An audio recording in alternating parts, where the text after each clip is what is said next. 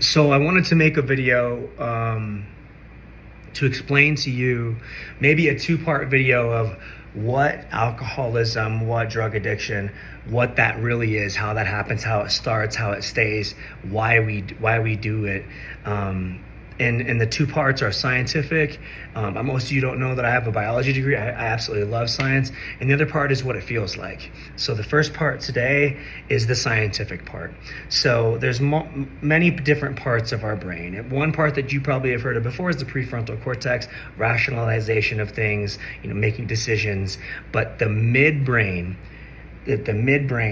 has the pleasure center, but it is also your survival brain. So it's your fight, fawn, or freeze. And that part, your midbrain, gets a crack at your decisions before any other part of your brain. And truly, I think once it does, your prefrontal cortex is a justifier now almost. It finds these ways to justify this crazy thing your brain is saying to do. And maybe it's not crazy. Maybe there's a bear outside as you're camping and you freak out and you run, right? Most of us aren't going to fight, but you make a decision. The midbrain is hijacked by synthetic drugs and alcohol. It can be hijacked by sex. It can be hijacked by gambling, because what the midbrain has is called a hedonic set point. Don't worry about the word. If you want to look it up, look it up. But that hedonic set point is a point set by your dopamine. A dopamine spike sets the point, right? So if I really like chocolate cake, boom, here it is. Great. If I have a sucker, it doesn't get to that height, right?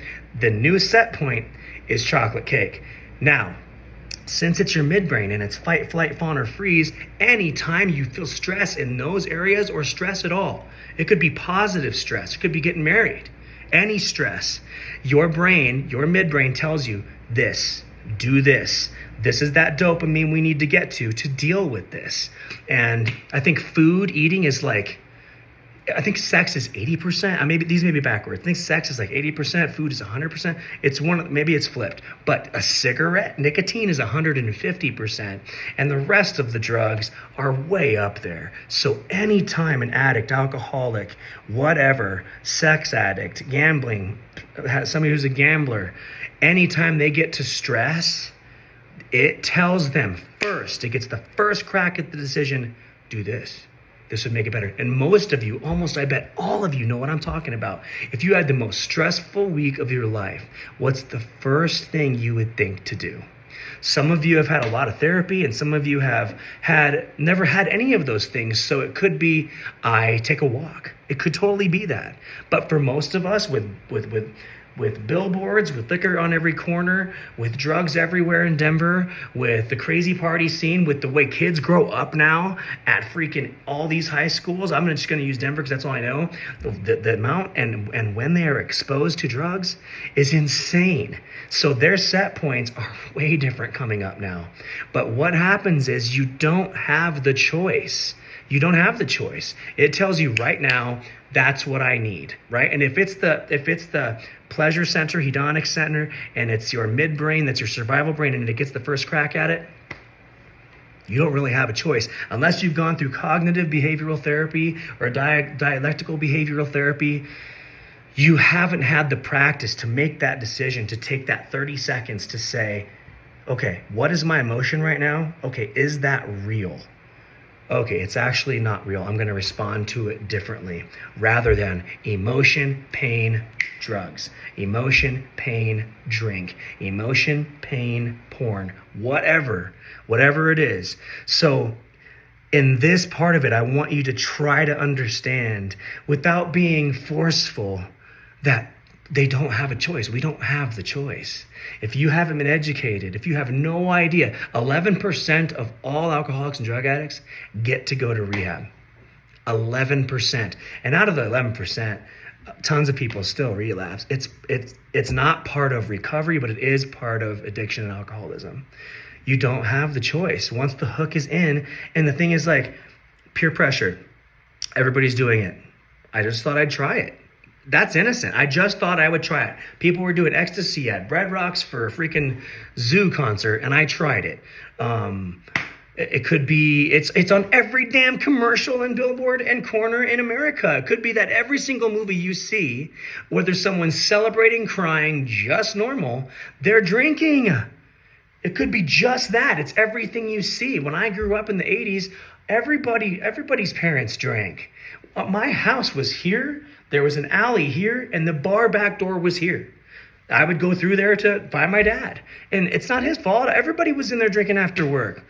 Work sucks. I know. You know what I mean? Like, you eventually you don't have the choice. Eventually it starts to take over. And for an addict and alcoholic, what science is starting to find out and prove is that we metabolize it differently.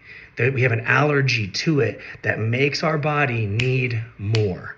If you have any interest in seeing anything further, look up Mouse Party on YouTube. You're going to think it's the silliest you've ever seen, but look it up, watch it, and you will have a better understanding of what it actually does to our pain centers and the amount of receptors opening and closing, letting out dopamine, serotonin, and things like that. Watch Mouse Party.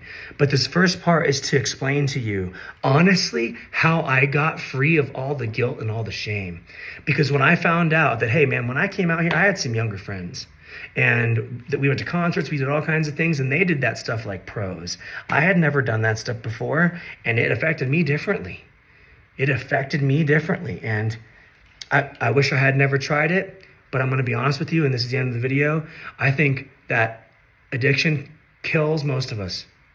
But for some of us, it breaks off all the bullshit that the world has stacked on us on who we think we should be, could be, you're not them, breaks all of it off because you are so humbled and you are so mangled in the end that you're like, I don't give a about that, this, or the other. I care about me, my self-care, my self-love, and the people close to me and the good friendships that I have. So that's how I look at that part of it.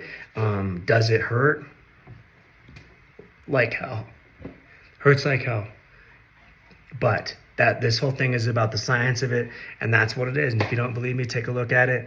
It'll change your mind about how you look at addiction and alcoholism.